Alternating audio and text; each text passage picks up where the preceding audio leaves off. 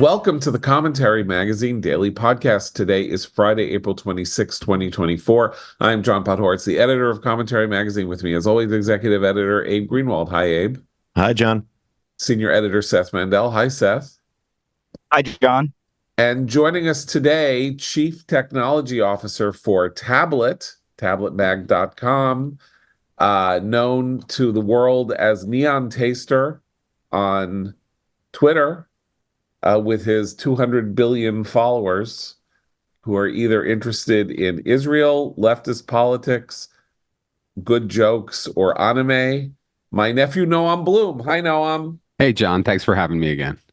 So, Noam, you born and raised in Israel, now living in the United States, have a brother currently on reserve duty in Rafah, 38 years old, divorced, 2 kids, back for his second tour.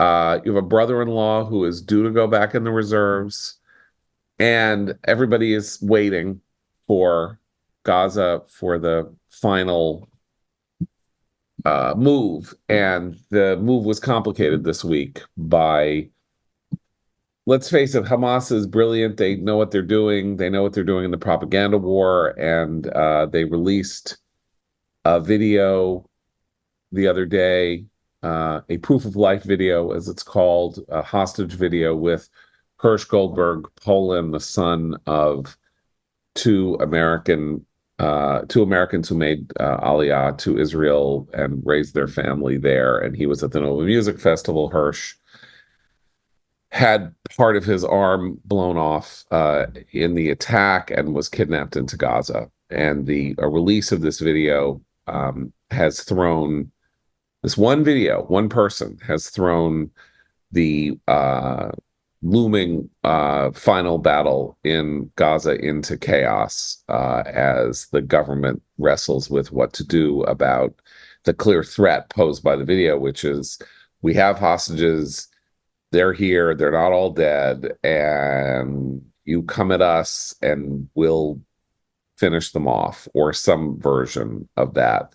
Noam, what's your read on, though you're here in the United States, on how the Israeli body politic is dealing with this torturous dilemma? Well, like you said, John, I've been living in the States for a number of years at this point, and so my experience with it is largely through traditional and social media, plus the people I speak to personally. And it seems that there's a similar dynamic. The one event that really kind of paints the entire picture here is the Shalit deal, where it's a previous prisoner swap where one Israeli soldier, Gilad Shalit, who was kidnapped to Gaza, was traded in for over 1,000 Hamas members. Some of them went on to kill Israelis, and this created a very tough situation mentally for Israelis regarding hostage deals, and the understanding that the people you release, that Hamas often demands that are released, are people who have actively worked to kill Israelis and will return to do so once they're back out of prison. And so there is this understanding of the price of these deals beyond just the price on paper, where it seems like you're capitulating because you're releasing far more terrorists than what you're getting back, but also the understanding that what you're doing, you might be buying future grief with this deal for other people, which is often what the counterpoint to release them at all costs, which is a slogan that some of the families of the hostages are, and some of the people who are protesting in Israel are saying, bring them home at all costs. There is the counter argument is, but look at all these people who are now dead because of the previous prisoner swap. And do you want that on your conscience?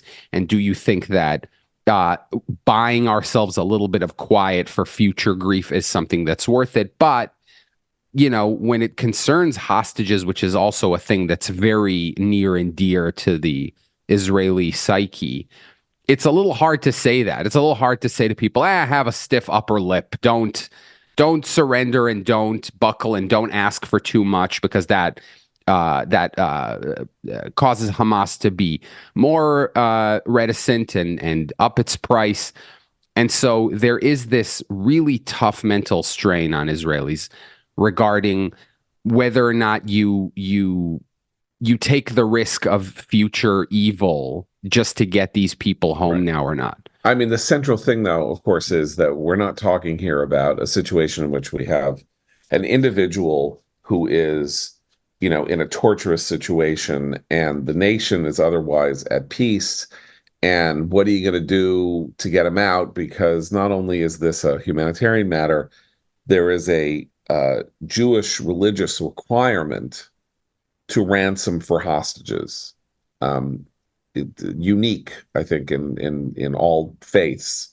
This is actually a determined Jewish historical tradition, and so that can be cited at all times. This is a geopolitical play, right? We are essentially being asked to consider that Hamas might triumph over Israel in Israel not succeeding in its final aim of ending Hamas through the application of pressure inside Israel caused by the release of this particular proof of life video and what else they may have up their sleeve.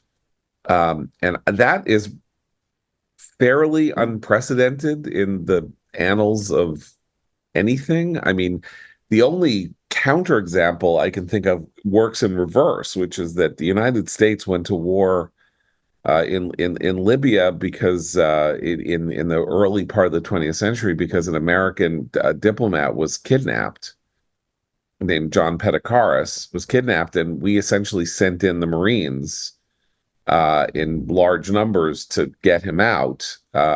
That's the reverse, right? That's, you say, oh, you're going to take one of our guys, Petikaris alive, or Raya Suli, who was the warlord who took him dead. That was the slogan of the day. Here we have Israel stating a war aim that is about its geopolitical position against an enemy on its border that may be interrupted by the release, or is being interrupted, I think, by the release of a single hostage video. Seth, you wrote about this yesterday. Where do you come down? Yeah, I mean, this was the last ditch attempt. This was the last Hail Mary that Hamas had to throw. And so the key thing is that Hamas was sure that the Rafah operation was finally actually imminent. This blade hanging over its head by a thread was actually about to come down. So there's a pause. There's a weird thing here now where you pause this conflict where it is at the moment. You basically pause it on the precipice of the end stage. So Hamas's play here is going to have to be whatever deal they strike, whatever they're able to get Israel to agree to, they're going to have to find a way to make permanent. This is their last reprieve. They're not going to get a 2-week ceasefire here to trade for a couple rounds of hostages, and then a resumption of war, and the pattern continues. They don't have any of those left. So it was a smart play, obviously, by Hamas, but it was something they also didn't want to have to do, because they like torturing Israelis, and they like torturing families, and they like torturing, the emotional blackmail of the entire Jewish world, and of not knowing whether Hirsch was alive. And so you have to make a decision here. At what point do you go in to Rafah and initiate the end game? Because there's no other aspect to this war after this. This is the chapter that we're waiting. But can I just say something also? Hey, please. Not only for this war, but there is some virtue to the idea of creating and sticking to a policy whereby you will never negotiate with terrorists for hostages. because then that game is done forever, right? That Then, was U.S. policy, right? Right. That was the entire source Stated. of the Iran-Contra deal. Right. I mean, the Iran-Contra prosecution, essentially, of Ronald Reagan in the public prints was that, America said it would never negotiate or ransom for hostages, and then it ransomed for hostages. And so you're a hypocrite and you're violating U.S. policy. That is not Israeli policy. It cannot be Israeli policy because of the religious mandate to ransom hostages. This is sort of like an incredibly weird sticking point. And in 1977, the chief Sephardic rabbi of Israel, Ovadia Yosef, who was considered the most learned man in Israel at the time, wrote this responsa trying to deal with the question of how Jewish law and Jewish tradition dealt with the ransoming of hostages, because after the Entebbe raid, where 102 Israelis were rescued, from Uganda by special forces. The question was, had Israel now set itself too high a bar that anytime an Israeli was held somewhere, they had to go, in the deepest of places, having pulled this unbelievable triumph off? Were they going to have to do this every time, or could they be in a position where they should or could ransom hostages? And Yosef said, yes, you probably should if you can. If you can't, then you can go in militarily and threaten the lives of the hostages. And so since then, there has been this kind of bifurcated, if you can, you should idea. And maybe some costs are too high. But I mean, here is the key, which is that, as Jewish Insider reports, a deal is on the table with Hamas that I'm just trying to find the quote here. There is a deal on the table. This is a senior Biden administration official told reporters Thursday, so I'm going to assume that this is Jake Sullivan or somebody right under Jake Sullivan, the national security advisor, or maybe under Tony Blinken. There is a deal on the table that would bring a ceasefire immediately to Gaza, simply with the release of women, wounded, elderly, and sick hostages. That is ready to go. We have worked it out in meticulous detail, and Hamas has rejected that. So, meanwhile, in Israel last night, there was a massive protest, a Get the Hostages Home protest, that is, sort of yelling at the government to get the hostages home.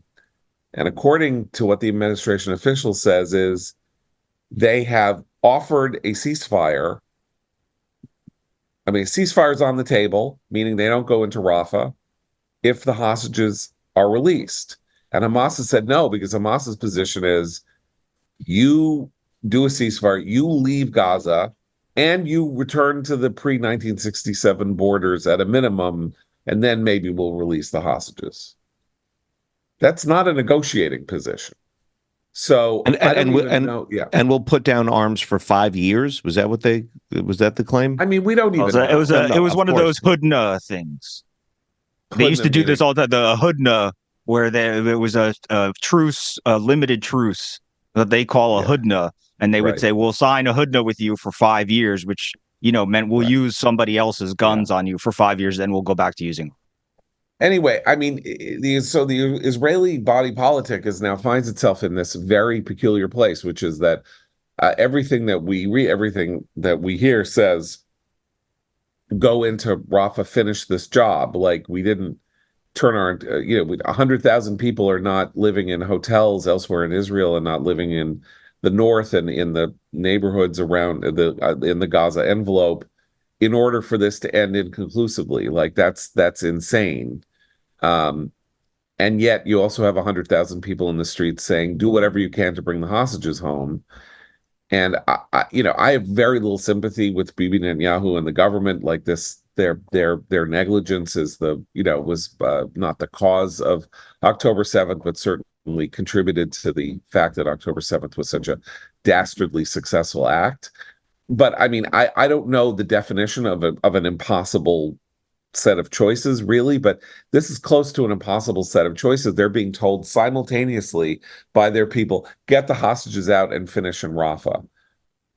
And here in America, the only way you can really gather the Jewish community in large numbers to, rally for Israel is to do something relating to the hostages. That is everyone wants the hostages home. Everyone wants the hostages home. And the brilliance of the release of the Hirsch Goldberg Poland tape is, I think, a lot of us thought he must be dead. And most of them are probably dead. We saw his arm blown off in the video as he was being taken into Gaza. And we saw him this week with half an arm, but whatever it was, having been cauterized or something.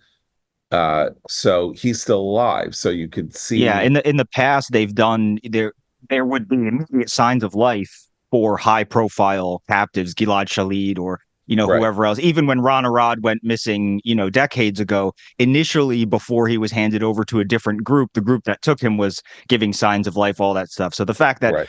Hirsch's parents, especially his mother, is sort of the the representative of the hostage families Yeah. to the world. She's been meeting with world leaders. She's been giving speeches. She's been tireless, and so Hirsch is as high profile a Right. hostage as Hamas Yeah. really has ever Yeah. had. I mean, I would say. the only other hostage of whom we have seen no trace of is, of course, the baby. Right, the Bebas Pure baby. Bebas, yeah, and his 4-year-old sister, brother. I Yeah. can't remember, but I mean, so the baby So is. it's unlike Yeah. Hamas to And not I'm give gonna any signal of Yeah. life of a high profile hostage just because they like to establish a baseline Right. that you need to listen to Right. what we have to say because we Right. have this. Right, but geopolitically, this is, as I say, I think it's relatively unprecedented that you have. I mean, you have Israel kind of like clearly readying to go in, and that's when they release this video, and they kind of, from what I can tell or from what I'm hearing, they have kind of frozen the government in its tracks, and they genuinely don't know what to do, and that they are paralyzed by indecision. I mean, that's the fear, that they somehow seemed, after the Iran raid and after the fact that Iran kind of weirdly changed the subject and reestablished the idea that there was an international coalition here that was looking to kill off Israel, that somehow it's like, all right, that's it. That's enough. They sent 300 missiles at us. They're the boss. Iran's the boss. Enough already. We have to go into Rafah before things get really out of hand. And one video of one person. And I don't want to sound heartless, but that is a very weird calculation. You have 9 million people at threat from Hamas. You have one video out, and that, we can say it shows what a wonderful, humanitarian country is and how much it protects its people and all of that. But I'm not even sure that's the right way to look at this, because I think, The frustrating thing here is that the NBC News reports that this deal that you just mentioned was turned down personally by Sinwar. It filtered up to him, and he said no. And unlike, you've said this on this podcast a lot, but unlike the image that a lot of liberals here have of Bibi being this person at the top whose whims dictate what happens, like you said, there's a war cabinet. There's a proper country below him. He can't just willy-nilly say, oh, we're not taking this deal. Oh, we're doing this thing. While Hamas actually can. And I think that shows that, to a large extent, I'm not going to discount the people in Israel protesting for hostages or as fighting a proxy battle. But I think on some even subconscious level, their disgust with Netanyahu leads them to believe that he must somehow be at fault here because he's so bad, they don't like him, and he does all these bad things, where you have this clear example of Sinwar on the other side being given deal after deal with increasingly favorable terms and just saying no.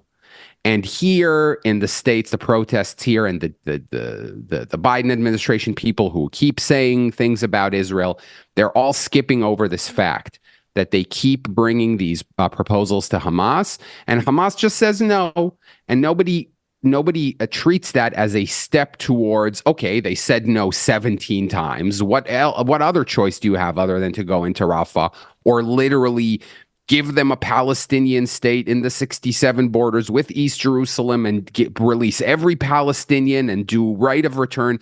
Essentially, what they're asking to do is, under pressure, to accede to all of the demands that they've been trying to get through negotiations and other diplomatic means for decades. So diplomacy didn't work. Now we're going to do it at gunpoint and supposedly get the thing that all of these diplomatic overtures never led to. I think it's just amazing how easily Hamas successfully changed the point of this week or the last 2 weeks, and it shows you. I was thinking about why Hamas is so formidable compared to Palestinian efforts at civil war or whatever, or war on Israel in the past. And I think it works like this: that what Yasser Arafat's approach from the 80s onward, and certainly once the Palestinian Authority established itself on the West Bank in the 1990s, was to allure kids and crazy people into turning themselves into human bombs.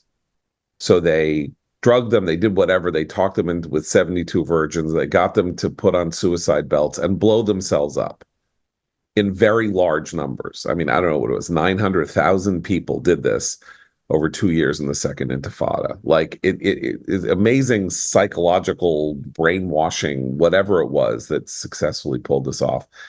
But once the Israelis took out the bomb factories, and once Palestinians could look in place and go, is this really like a successful strategy? And I don't really want to blow myself up. Either the strategy changed, or there were no more takers for this. Hamas organized itself into a paramilitary force, and what was notable about October 7th was they went in, they killed a lot of people, and they all went home. I mean, they didn't all go home over the course of the 2 or 3 days before it was deemed that they had been cleared out of Gaza, but the vast majority of them went back to be they went in as an army and they went back home. They functioned like a regular army. They invaded and then they retreated, or however you want to slice it. And so their fighters live to fight another day, and then have John, to be, yeah. The thing is, though, they're still volunteering people for suicide. Right. Not their population. Right. They are now absorbing the deaths. No, exactly. Yes. And you can see why that is such a successful, calculated strategy, why they are playing on Western opinion and world opinion like a fiddle.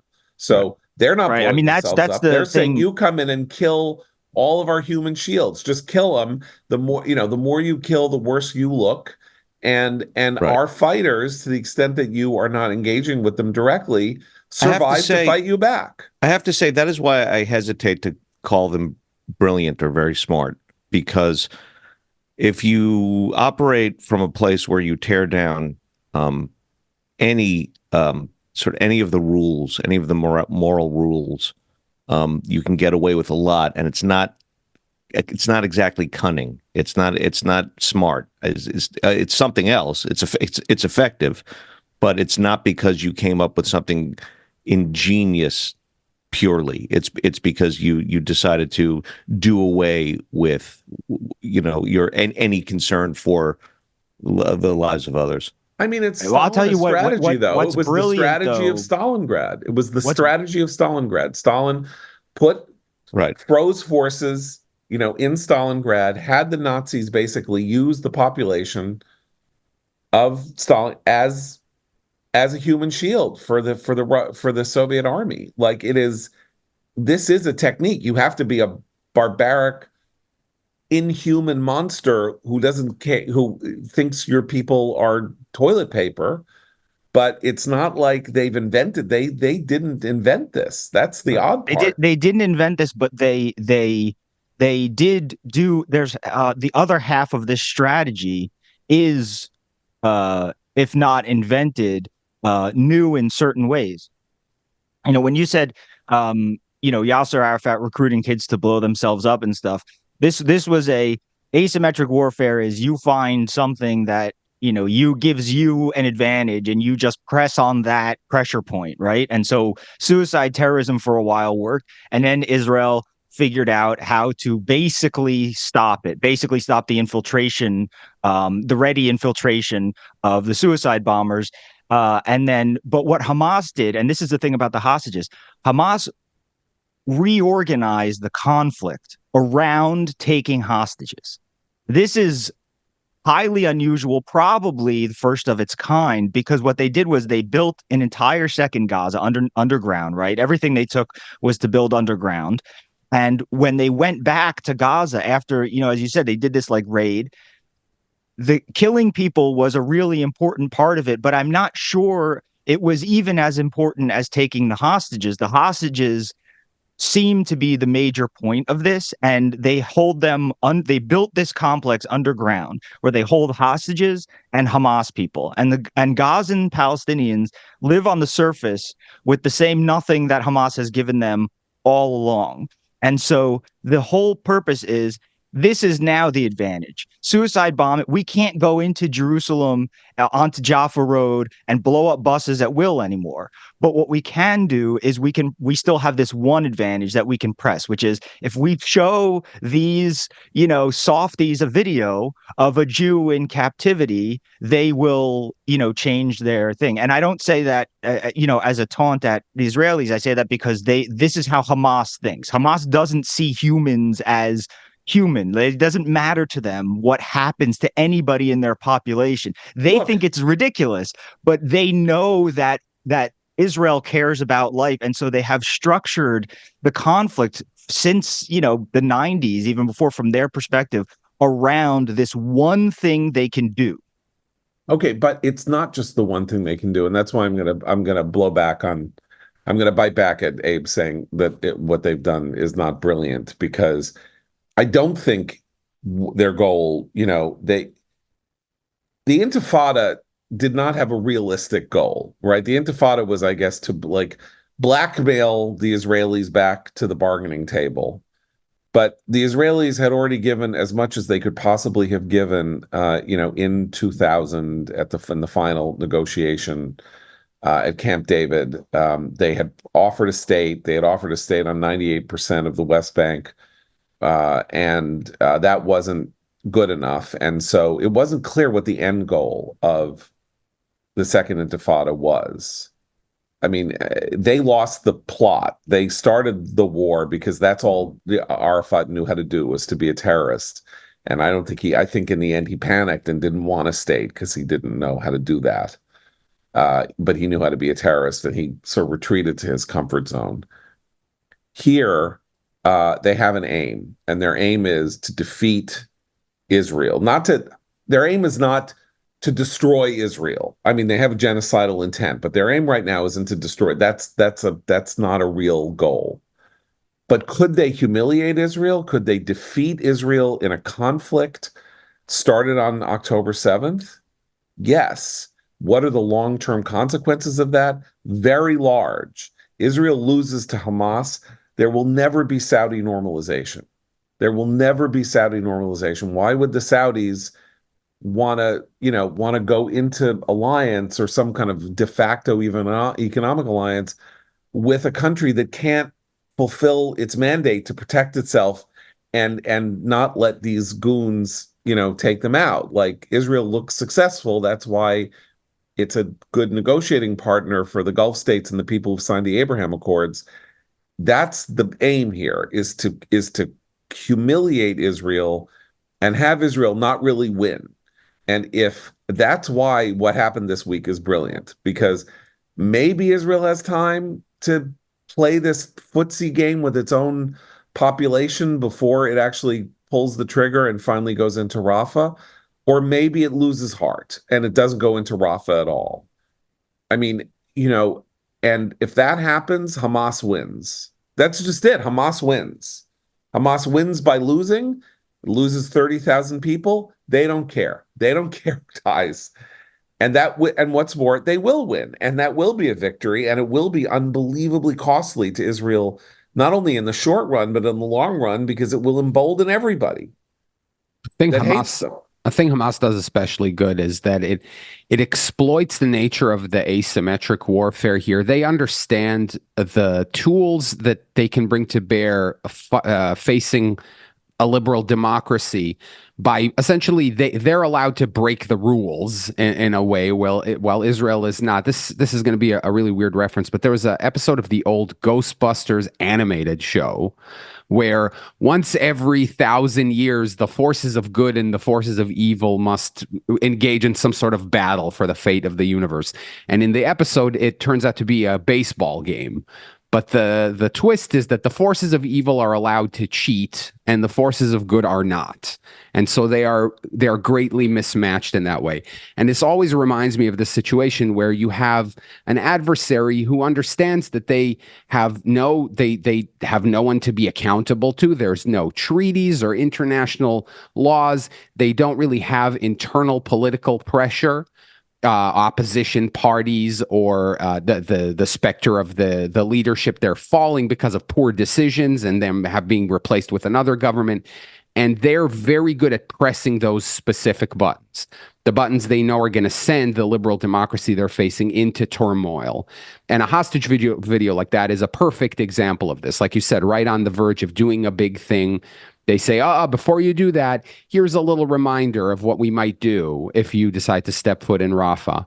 And yeah, for some people, it is this sort of paralyzing fear of the realization that by doing this, you might have caused this death in some roundabout way. Because if not, if we had only worked harder to release the hostages, or if we had only given a better deal, or if only there was a different prime minister, then maybe this wouldn't have happened.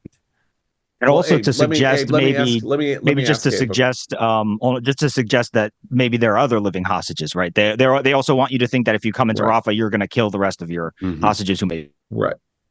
Okay, Abe. So I wanted to ask you. Let's try to connect this to what's going on in the United States. So the encampments are growing on college campuses. Emerson in Boston, Rochester, the University of Rochester, I don't know where, like just all over the place. What do you think happens if Israel and Hamas announce a ceasefire? 2 weeks into this encampment game, is this viewed as, are people going to dance and celebrate and then go home? Or is it going to be, we're never going home until Israel doesn't exist anymore? I mean, that's... Oh, the latter, definitely. I mean, I'm not never, but yeah. that they're not packing up at that point. Because they're not, as someone said, it's not like they're out there screaming, "We want two states." They are still speaking in pure Hamas rhetoric. And what struck me recently about the protests is how disconnected they are to what's been happening in Gaza anyway, right?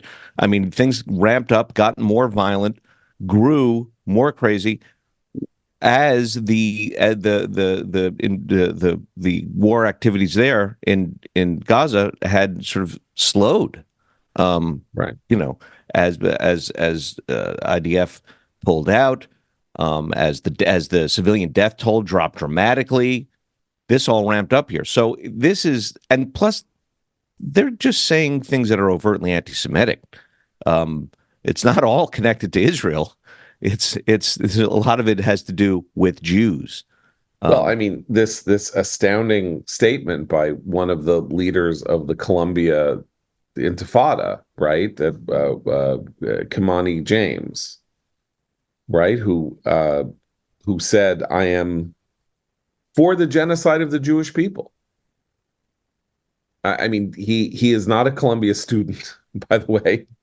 Um, and the video he said a video of me taken back in January began to circulate online. What I said was wrong. Every member of our community deserves to feel safe without qualification. I had been unusually upset after an online mob targeted me because I'm visibly queer and black. Of course, nothing better than being queer and black in the eyes of Hamas. Let's face it.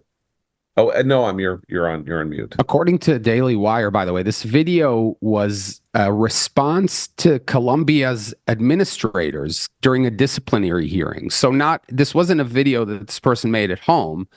This was a Columbia disciplinary hearing where he said this to Columbia administrators, and I guess they were okay with it. Because so no, that is a very important point. I'm just saying that, we cannot even pretend. I mean, we can't pretend. We wouldn't pretend, but I don't understand how people pretend that these protests are just ordinary protests. I mean, somebody sent me this fascinating document. I don't really know who this group is. But it seems to be centered around Emory University, escalatenetwork.org. And it really doesn't say who they are, but they are not disturbing us for fighting the peace. They are disturbing us for fighting the war. Escalate. It begins by saying we need to go beyond divestment. So first of all, what they want is for universities to divest in Israel. But that's not enough. That's like just step one, and how do you go beyond divestment? Listen to this. This is their advice to people on the Emory. Refuse, as recent protesters have done explicitly at Emory University in Atlanta, to be divided into students and non-students. This is not a student issue. It is a popular movement taking place for the moment on campuses. If every student in the entire country was on a campus at this moment, that would still likely not be enough to stop the genocide in Gaza. So, what they want now to happen is for campuses to be permanently occupied by a coalition of students and non-students as a base of operations to do what? And what are they doing? What they're doing is they're pursuing a policy that is not nominally, it's explicitly anti-Zionist, but as they dance and they do their drums, as the sort of non-violent ones dance and do their drum circles, they are calling for genocide. They're also, this is, we had a fight a while ago because Alexandria Ocasio-Cortez learned the term stochastic terrorism, and it's like watching Sesame Street with her. When she learns a word or a letter of the day, that's all you hear. And so for 3 weeks, that was the only word she said. And she was trying to say, like, right wingers who are opposed to trans rights or whatever were really just trying to get people to bomb hospitals. I don't know, whatever. But the point of the stochastic terrorism accusation is that you're, basically saying, who will rid me of this, and then somebody does it. What they're doing now, really kind of fits the definition of that, because the violence collects outside of the campus where they are centered from non-students, right? So we in Tulane we had that student, that boy got hit by in the face with a bullhorn. We had all sorts of stuff like that. In places, in one protest, the counter protester was killed, right? In California, an older guy was hit with the bullhorn, fell back, smashed his head on the concrete. And so every time, and died, right? And every time something like this happens, what they say on campus is, well, that didn't take place on campus. The person who threw the bottles at the Jews' heads were at the gates, but on the other side of the gates of Columbia. Yeah. And what you can see happening is that this is what they want. The people walking through Columbia campus don't feel like they're going to necessarily get jumped at any moment, but they know that these movements attract people who are just out in the streets in the area around Columbia, and these are in major cities. This is, New York City. They organize a protest at Columbia, and 100 yards away in New York City, Jews are being told go back to Poland and having bottles thrown at their heads. Not even 100 yards, 10 not even feet. right. 10 So feet from the I think gate on that's Broadway, on the pavement of Broadway. Like, it's 10 feet. So this I think it's like incredible people fiction. they're people with guts who will actually get violent with Jews. This is the call. It's like, I'm on campus. I can only Yeah. do so much. I'm also kind of a wuss, but Right. I know that if I stir up trouble and 200 people gather outside the gates, in Morningside Heights, someone's going to do something that I wish I had the guts to do. And they have the audacity to put it on you to parse who is a student and who isn't. They're not going to self-police. That's your job to do. I said, I tweeted this. I repurposed. Anyway, they're not even students. Who got arrested at Emory yesterday? Professors. There are videos of 3 professors. One of them said, "Please tell the anthropology department I've been arrested." It's like, I'm sure the entire anthropology department is also being arrested at the same time. You're all part of the same disease. You got your one phone same... call. You got your one phone call. Who are you going to call? The anthropology department, please. Yeah, no, but like, the intellectual rot is these people, these professors who are now actively lining up with the students against their own student, actively lining up against their own students. These people are expressing a consensus opinion. They're not wild-eyed radicals who are going to be dismissed from campus.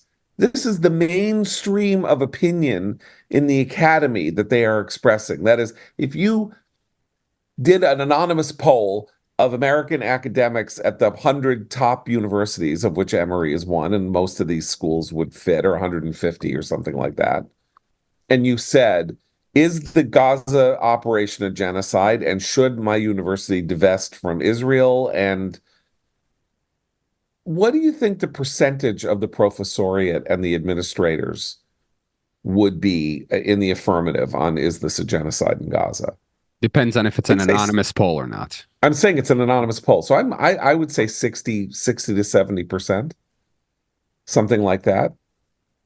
What's going on there is not out of the mainstream. That's the crisis. That's why Manoush Safi can't move at Columbia, because in her world, if she calls for law and order and says these people should be arrested because they're trespassing and they should all be expelled because they're ruining the university experience and the people who want to go to classes and all of that, she would be adopting a minority position in her profession.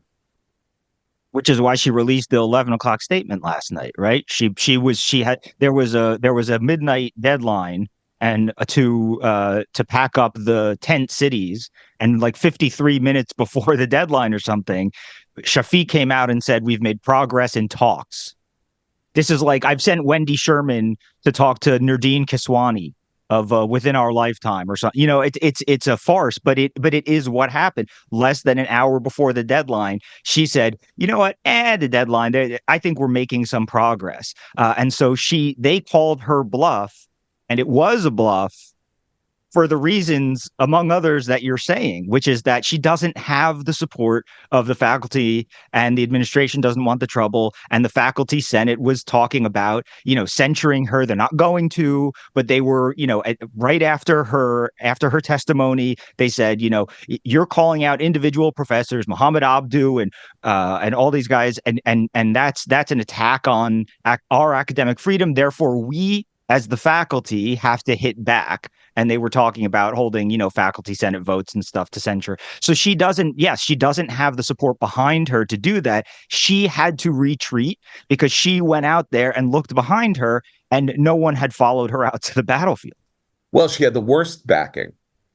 Yesterday, at some point, the Columbia Board of Trustees released a statement affirming their complete support for her, led by the 2 people who were sitting at the hearing with her, Claire Shipman, and that guy I don't know what his name is, Greenfeld, Greenwood, Greenbean, I can't remember his name. And like that's what happened to Claudine Gay like 2 weeks before Claudine Gay resigned. You don't want a statement of support from the Board of Trustees. You are toast. She is done. She will not be back at Columbia in September. I mean, she'll probably resign because wouldn't you? Do you want this job? If you're her, if you are Manoush Safik, it's like get this, get me the hell out of here. What the hell did I do? Except for not wanting to, be run off and humiliated. Like this is an untenable situation that she's in. But I want to get back to the protest and the counter protests at Columbia last night and today by Jews and supporters of Jews, and one last night was basically organized by evangelical Christians. The one today is the Hostages and Missing Families Forum. And I have to profess myself concerned in a weird way, and this is sort of where this conversation has been leading, because, as I say, the default consensus position has been to support the hostages. And so in October, when the hostage posters were made and put up, like in my name, all over the country, and when people started tearing them down, it was like inexplicably awful beyond words, because all people were saying is, bring home these people who have been kidnapped, a baby, the 85-year-old woman, Hirsch Goldberg Poland with his blown off arm, and you're tearing these posters down. What kind of a monster are you, right? So it's the consensus position.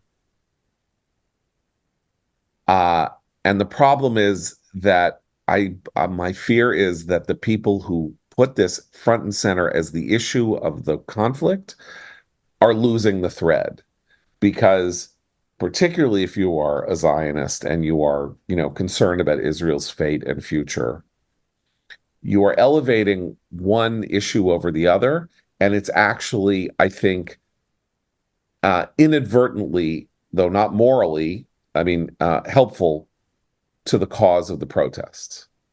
Protesters want to break Israel's spirit. They want Hamas to win. You think that the ceasefire is important because it will get you the hostages back. Maybe it will, maybe it won't. Maybe you'll get 20, maybe you'll get 30. They'll hold a few back just to torture you some more. And then Hamas will declare victory. Its supporters will declare victory.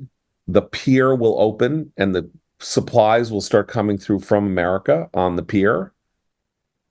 And it got attacked the other day. Yeah, that's right. Yeah, a missile or some kind of projectile hit the pier as it was being built. I just think that, people are missing the fact that the hostage issue plays into Hamas's hands. And it's not an issue to the people who are, it's not an issue to the Goldberg Poland family. The issue is, my son has been taken to hell. He is living in the ninth circle of hell. And there's nothing in my head other than I need him back. And who can't suffer with them on that opinion? But I don't think it's as important as Israel winning. I wish I could establish a parallel that says that these are both equally important. I don't think, even in a moral calculus, as Noam laid out with the hostage deals of the past, the Gilad Shalit deal released Yahya Sinwar back into Gaza to plan October 7th. So you could say that the release of Gilad Shalit directly led to October 7th. I mean, that's a very simple calculus. It was done with that in mind. Yahya Sinwar's brother was behind the taking of Gilad Shalit in order to get his brother Yahya Sinwar out of jail. Right. So if Yahya Sinwar died in an Israeli prison, October 7th wouldn't have happened. He was the mastermind. He was the logistics guy. He was the planner. This was his deal. Probably the underground city itself, the underground tunnel city itself, was his deal. And so you can see the cost. I mean, that's not even, I don't even know how you equate, how you look at that, and I wish nothing but, glory on Gilad Shalit's head. I've met Gilad Shalit. I met him a year after he was released. And I mean, he clearly went through unimaginable torments. He was a very, very fragile person when I met him. In 2011 or 2012 or whenever it was. And I hope that he thrives, and I hope that his life is everything that it could possibly be. But you can't look at that prisoner swap and then look at what is happening now and not say that Israel as a nation may be on the verge, could conceivably be on the verge of making a world historic choice that will be ineffably more dangerous to its citizenry than than the other choice, which is kill Hamas off, end Hamas as a political force, as a military force. That's what you said you were going to do. Anything less, you lose.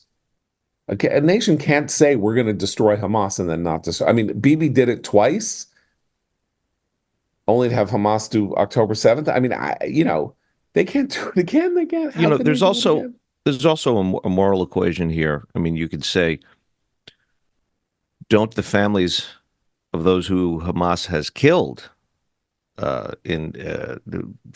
October 7th and since, don't they also deserve the justice of finishing off Hamas?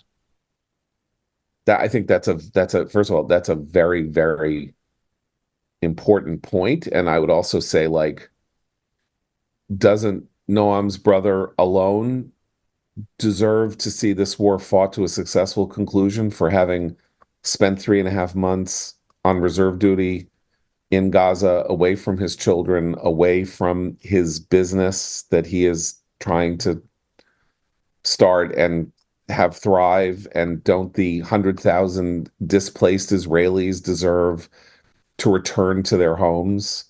And and we're not done yet. That's the thing. Like, we're not done yet. The world is not done yet with this, because there's still Lebanon and there's still Hezbollah there. And the clear intimation was Gaza first, and then, assuming that Hezbollah doesn't strike first, Hezbollah second, because Israel can no longer tolerate Iranian proxies on their border, because they will attack. And so you can't leave that one there either. So Israel's not done yet. And what happens if Israel fights this to an inefficient conclusion, or it comes to an ambiguous conclusion? Is Hezbollah going to be deterred? I think Iran's been deterred by the counterstrike, by the failure of Now, its anyway. counterstrike. But Now, these but I other mean, attacks are Iran. Like, they can just go they back are Iran, to, right? Yeah, somebody was killed in the to north Hezbollah. yesterday. Wasn't Yeah. wasn't there a fatality in the north yesterday by a Hezbollah missile? So that they are killing people, and they'll go back to doing that. So it's like a steady it's a steady rate. But that's the thing that people don't understand about what Israel's facing, is that there's this idea that wars have, sort of, if you declare war over, right? The war in Iraq is over, so we're leaving.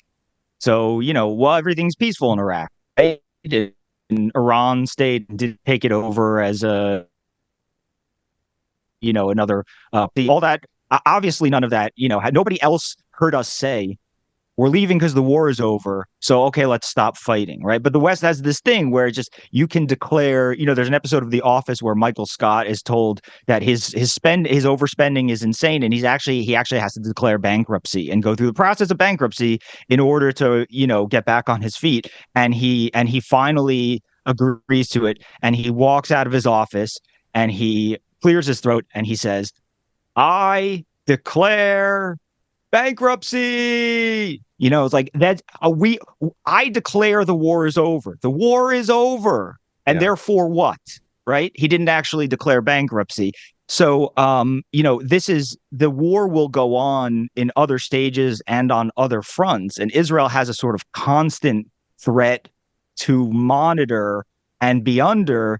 And the best they can hope for these days basically is one at a time, one front at a time, right? And so everybody else wants to go back to not having to think about Gaza or not having to think about the conflict. That's not in the cards for Israelis. There's no clean day after. Right. There's just like tomorrow and tomorrow and tomorrow. Yeah. Well, and the big difference is with Americans and recent American examples in war is when you end the war and go home, that means you go thousands of miles away across the planet. Here, ending the war is you go back to your village on the Gaza border where you can see Gaza on the horizon and are well within mortar and rocket range. Yeah. And that's the big point here.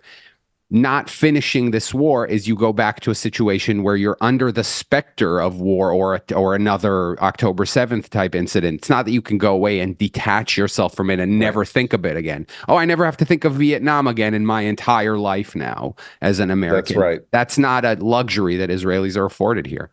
Yeah, look, so the deterrence failure in Gaza is pretty simple, right? So Israel effectively eliminated the Palestinian threat on the ground, or like a military threat on the ground, with the strength of its, battlements and various things, and then it created this complete deterrence in the air with the three missile systems. So what did Hamas do? So they staged an 8-hour invasion, a surprise attack that's that wasn't there was no adequate troop placement on the border to prevent them, and then they created an underground assault mechanism structure and defensive capability.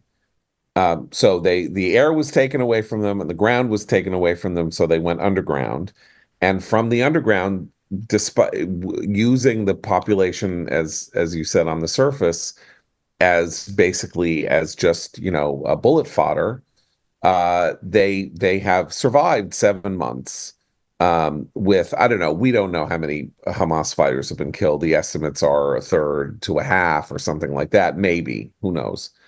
But the reestablishment of deterrence is the purpose of this fight, because you're not going to destroy Germany. You're not going to destroy Japan. There is no destroying but you can the idea, like, come at us again. We've just killed you off, Hamas. If you start, Hamas K, we're going to kill you off again. We're not going to let this happen again. And that's what the Hezbollah Lebanon thing is about. And now that they have harnessed world public opinion, or this weird version of world public opinion in their favor, and scared the Democratic Party, the way that they're scaring the Democratic Party, I don't know. Like, I think Israel's fight now is with itself. Meaning that's actually the part about the Democratic Party is actually a really important point, because Israel is going to be fighting its constant battles on less favorable terrain in terms of the geopolitics of it in the future, or it can expect to in the future. In other words, it's not going to have a Democratic president in office in the future who for 6 months will say, well, at the very least, Israel has a right to defend itself and defeat Hamas. And I'm not saying that, well, a Republican would say that. I just mean that this idea that their things are going to get less good for them, in terms of their you raise an important point, because, like, I said yesterday about the aid bill that Biden was like snatching nothing from the jaws of victory by not trumpeting this victory on the aid bill. But I am back in the world in which you're going to tell me that it will be better for Biden if this war was fought to an ambiguous conclusion, in which the supporters of Hamas say Hamas beat Israel. That's better for Biden than than the basic world in which Hamas is destroyed as a political and military force. The electoral map, or the electoral understanding of the United States is better for Biden if he loses. This is the second conflict that he will have involved himself in and will have lost after Afghanistan in one presidency. I mean, we don't even know what's happening with, what's going to happen in Ukraine. So that's a frozen conflict. We have Israel. It's an active conflict in which Israel can win if it lets itself, I believe. So that's where, and he's scared himself into believing that that's not good for him. If Israel had somehow managed to win this war, had managed to go into Rafah 2 months ago, we might not have had the encampments. It was, I think, the exposure of Israel's uncertainty that made the encampments possible in the United States. It's like they're not as ruthless as we thought. One world food kitchen thing happens, and the entire world goes ballistic. Well, let's see what we can do now. Well, it certainly gave them the time. The delay. That's what I mean. Yeah, the organizational time, and obviously, as we're learning day by day, there is a large underground tunnel structure that is supporting the encampments, that is buying them tents, that is supplying them with tunnels food, of that cash, is giving them strategies and tunnels of cash because they're paying protesters. And they've got big plans, but also Hamas was able to organize, a couple bands of cowboys to send to the north of Gaza to fight Israeli troops. Yeah. Not enough, obviously, to kick Israel out of northern Gaza. But the point is that the time that it takes there's no such thing as treading water. The pause means that Hamas is already regrouping and already able to order, parts of its remaining fighters to the opposite ends of the Gaza Strip to fight Israelis. It's already able to organize certain things. This is every minute is a minute you're losing to, and I think that that's what the tent city is also about, which is just that the feeling is that you can run out the clock on democracies because they don't have the cold-bloodedness needed to just finish and say we win, you lose anymore, and therefore you can run out the clock on them. And it has consequences on the battlefield too, not just diplomatically. Absolutely. Okay, so we haven't talked anything. We have said nothing about the Supreme Court and Trump yesterday. I have one thought, which is that Neil Gorsuch said the most interesting thing yesterday, which is he said, we may be heading to a point at which the first official act of a president on the moment that he is inaugurated is to pardon himself. Because, if we're in this world in which, people will say, okay, well, Trump got away with it or whatever, I just think that was a very interesting and terrifying observation from Gorsuch, that if Trump wins and does it, or Biden wins and does it because he wants to say, I'm not going to allow Trump judges to torture me the way they want to torture me or torture whatever. You could have this. It's almost like pardoning the turkey. We're just going to have the sort of official pardoning ceremony 5 minutes after the inauguration, and America will never be the same. Noam, I think you were going to share in with me on the commentary recommends I wish to make today. We have now mentioned today the Ghostbusters animated series, which I am not familiar with, but I want to give a huge shout out to a very disreputable property that is way too lowbrow for the commentary audience, but it was just so much fun that I can't help myself, and that's the Amazon series Fallout. Yes. Okay, so Fallout is a comic post-apocalyptic portrait of America after the apocalypse, and with some callbacks to how the apocalypse happened. So the action takes place 200 years after a nuclear war destroys America, or a nuclear strike destroys America and apparently the world, though we don't really know much about anything outside Los Angeles. And there's a world of people who live in underground, 200 feet underground, apparently in sort of like Vaults. Yeah. vaults, as they're called. And then one of them has to come to the surface and discover what the world is like on the surface. And it is one of the most sheerly entertaining television series I think I've ever seen. Yeah, it has the sort of retro future aesthetic of the 50s. That's the soundtrack is all centered around kind of golden oldies. And yeah, it has a mix of a very gritty, grim, but also with a sort of comedic tones to it, which is that is the tone of the video game series that this is based on. And I haven't watched the whole season yet. I've watched about half. And yeah, I was very skeptical going in. There's a lot of baggage related to this franchise in particular as well. Promise high, deliver low kind of thing. Yeah. But it is, like you said, it is very entertaining. It's very stylized, and it is nice to have something so grim that doesn't take itself too seriously. Yeah, it really doesn't take itself seriously at all. So I mean, it's very, very left wing. People should understand that the emerging theme of it is that this happened not because of geopolitical conflict, but because of a corporation that anyway. And you start seeing how that developed in flashbacks, and the flashbacks are mostly in the mind of a character called the Ghoul, who is played by maybe the greatest television actor of the 21st century, Walton Goggins. Walton Goggins is so fantastic in this show. It reminds you of how fantastic with the greatest he is. name, Yeah. also. Yeah.